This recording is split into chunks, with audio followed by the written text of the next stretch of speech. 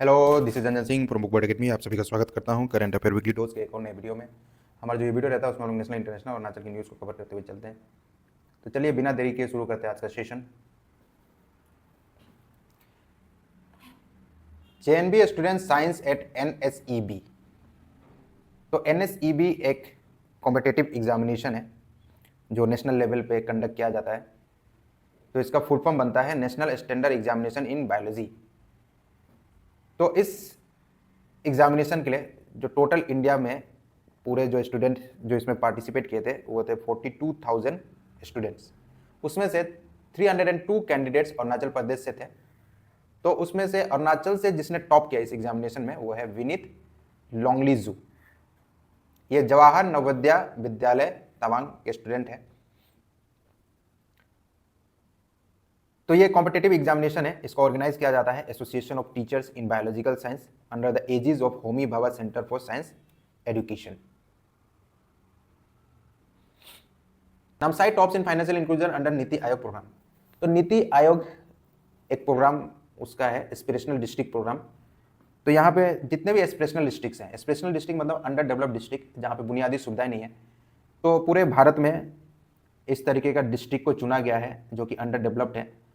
तो उनको इस प्रोग्राम के तहत कुछ की सेक्टर्स होती हैं उनको डेवलप करना है। तो अगर वो इन सेक्टर्स में अगर अच्छा काम करते हैं तो उनको एक डेवलप्ड डिस्ट्रिक्ट में काउंट किया जाएगा। तो ये कौन कौन सा सेक्टर है जिसमें इनको काम करना होता है? तो health and nutrition, education, agriculture and water resource, financial inclusion and skill development and basic infrastructure. तो इसी में ये जो एरिया है financial inclusion and skill development वाला, इसमें जितने भी एस्पिरेशनल डिस्ट्रिक्ट है उसमें से सबसे अच्छा जो काम किया वो नामसाई डिस्ट्रिक्ट ने किया है। और इसीलिए नामसाई डिस्ट्रिक्ट को 3 करोड़ का सरकार की तरफ से अवार्ड भी दिया गया है।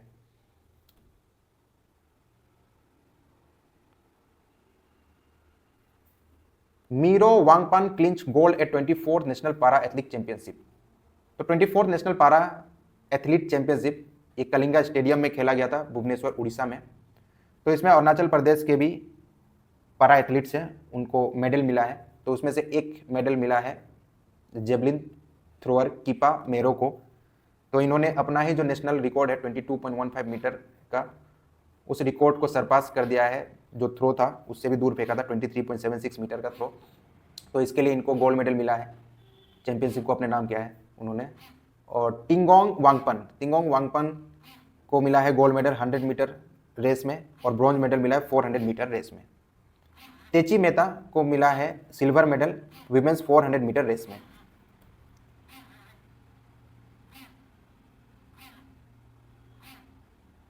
साहित्य Akademi award 2025 announce for 24 Indian language. तो साहित्य अकादमी अवार्ड भारत का सबसे प्रतिष्ठित अवार्ड है जो कि ऑथर्स को दिया जाता है। तो ऑथर्स का जो लिटरेचर होता है, लिटरेचर में भी अलग अलग फील्ड्स है जैसे कि poetry, novel, short story, essay, memoirs, literary criticism and autobiography. तो ये अलग अलग फील्ड्स है, उसके लिए ये साहित्य अकादमी अवार्ड दिया जाता है अलग अलग लैंग्वेज पे। तो टोटल 24 लैंग्वेज के लिए दिया जाता है। तो इसमें से सारे लैंग्वेज हमको नहीं पढ़ने होते हैं, हमको पढ़ना होता है कि इंग्लिश नोवेल के लिए किसको मिला है अवार्ड, हिंदी नोवेल के लिए किसको मिला है, और ज़्यादा से ज़्यादा असमीज। तो इसमें ही पढ़ना होता है। तो इंग्लिश नोवेल के लिए मिला है नवतेज शर्मा को, उनका नोवेल है क्रिम्सन स्प्रिंग।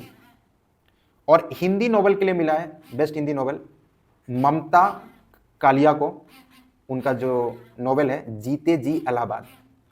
उसके बाद असमीज नोवेल को मिला है, असमीज नोवेल में मिला है देवव्रत दास को, उनकी जो नोवेल है कारी खेलर सांधू। तो इस अवार्ड में 1 लाख का कैश प्राइज दिया जाता है, उसके साथ शॉल दिया जाता है और एक फ्लैग दिया जाता है।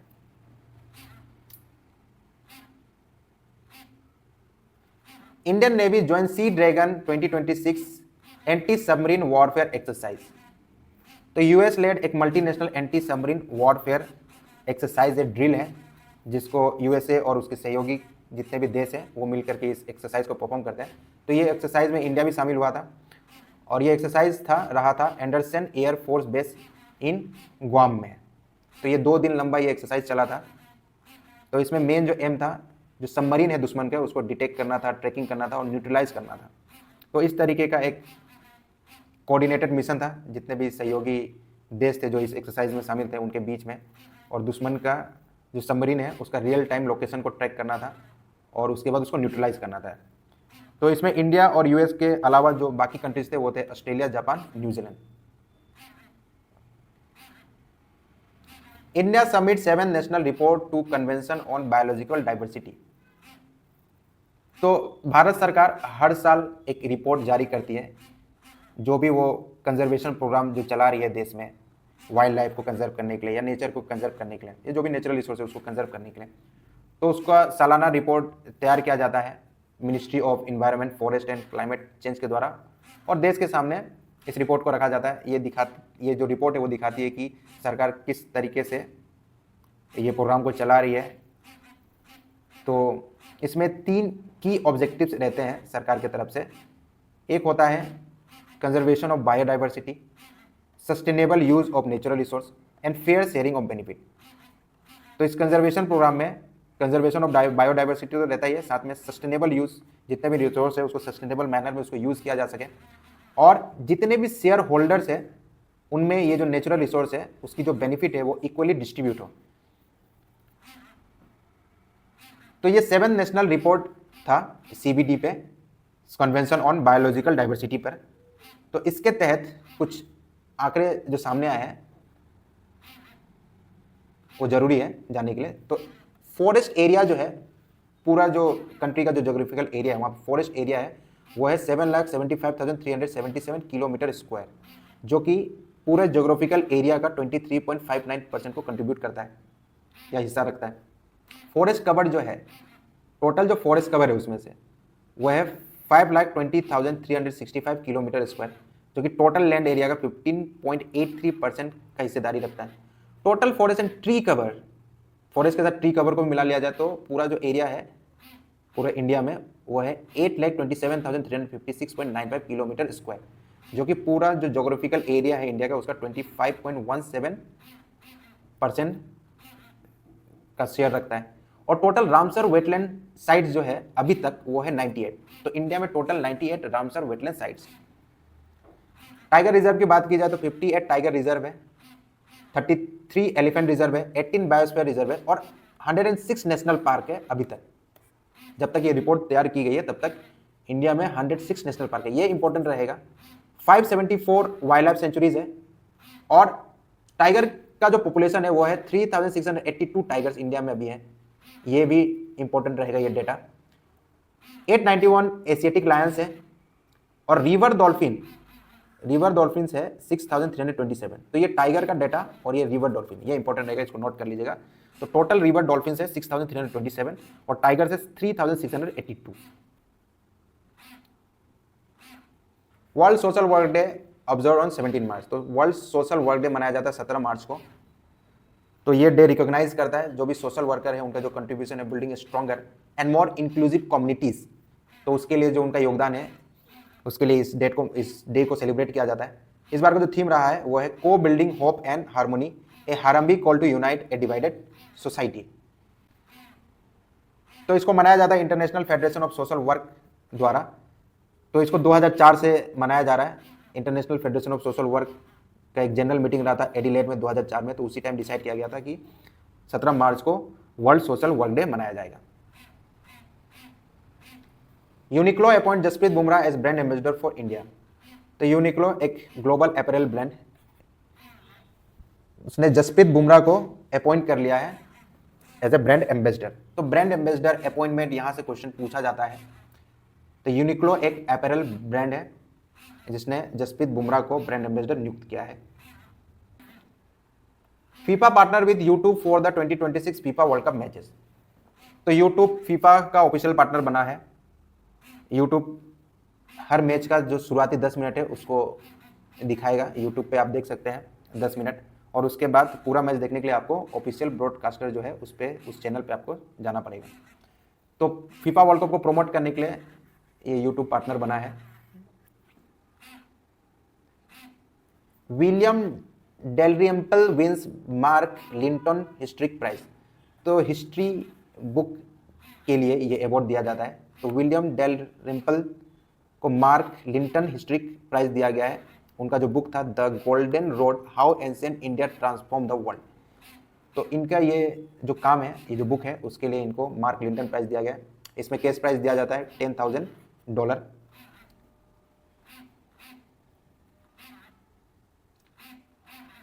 Bharat electric city summit 2026 begin in new Delhi. Bharat electric city summit, तो ये एक प्लेटफॉर्म है जहाँ पे देश विदेश के डेलीगेट्स आते हैं और ये मीटिंग रहती है और सब मिल करके डिस्कशन करते हैं, स्ट्रेटेजी बनाते हैं कि किस तरीके से पावर जनरेशन का जो सेक्टर है उसको किस तरीके से उस पर काम किया जा सके, उसकी बेहतरी की जा सके। तो power generation, transmission, distribution, energy storage, इसी पे चर्चा रहती है। तो ये होस्ट किया गया है न्यू दिल्ली में, ये स्वभूमि है न्यू दिल्ली में। तो 19 से 22 मार्च तक ये समिट चला था। इसमें 25,000 से भी ज़्यादा विजिटर ने इसमें भाग लिया था। 80 कंट्री से जो कि बिलोंग करते थे, 80 कंट्री से भी ज़्यादा कंट्री के डेलीगेट्स या फिर जो भी हस्ती थे वो यहाँ पर आए थे। 100 हाई लेवल सेशन चले थे इसमें, 300 स्पीकर्स थे इसमें और 500 एग्जीबिटर्स थे इंक्लूडिंग 100 स्टार्टअप्स।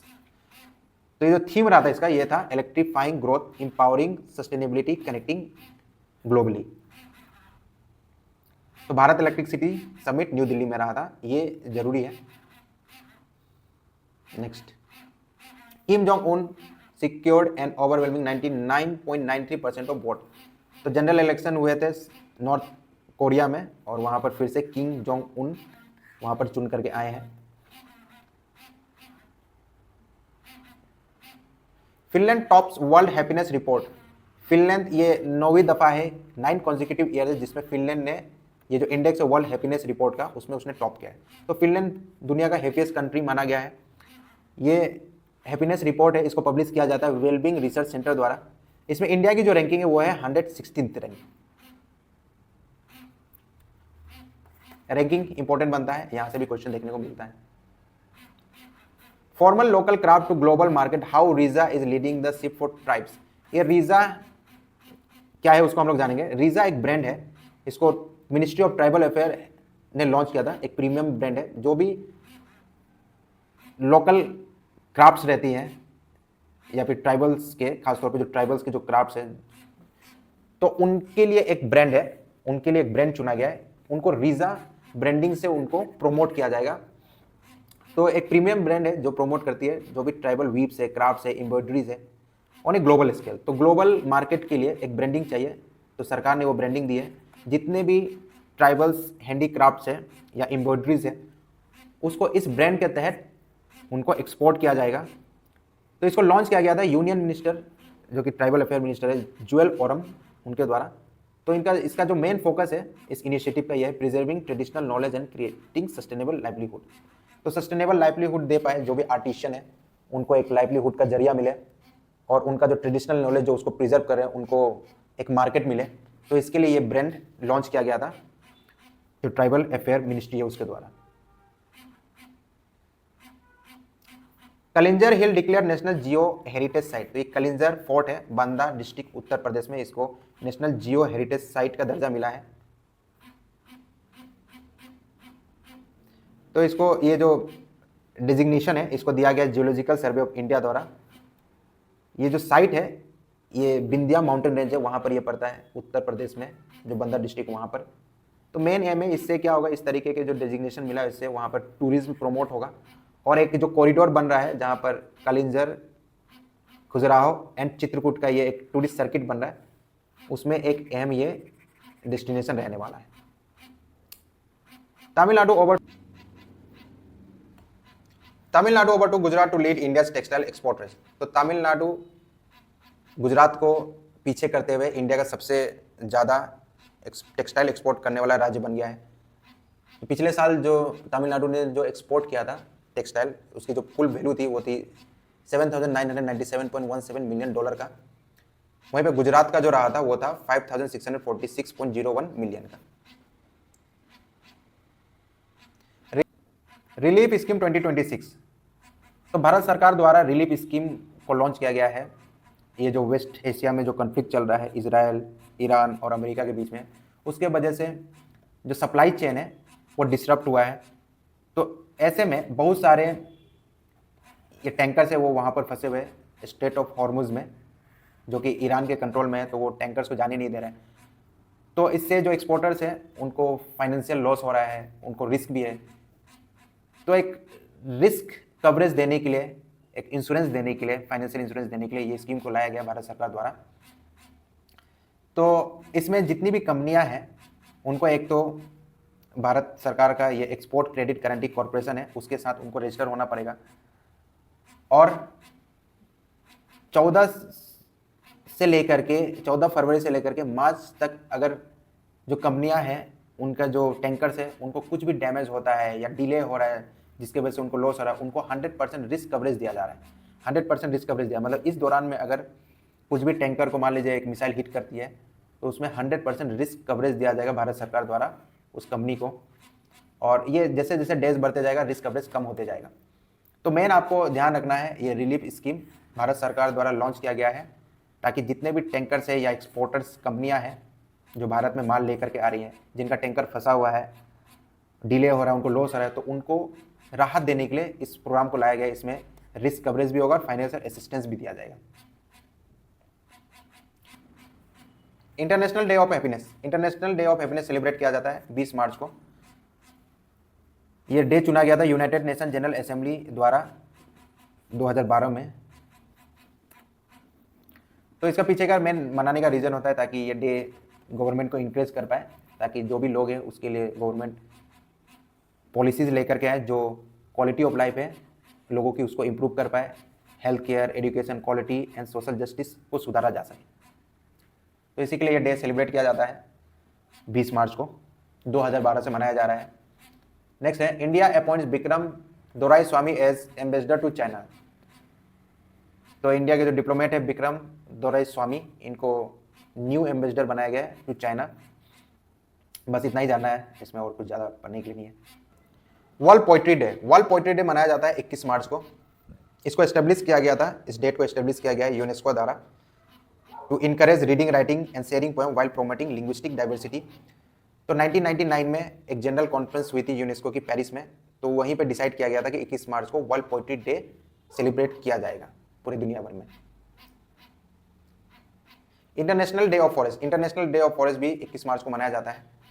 इसको 2012 से मनाया जा रहा है और इस बार का जो थीम था वो है forest and economic. Forest and economic theme के तहत 2026 का इंटरनेशनल डे ऑफ फॉरेस्ट मनाया जा रहा है।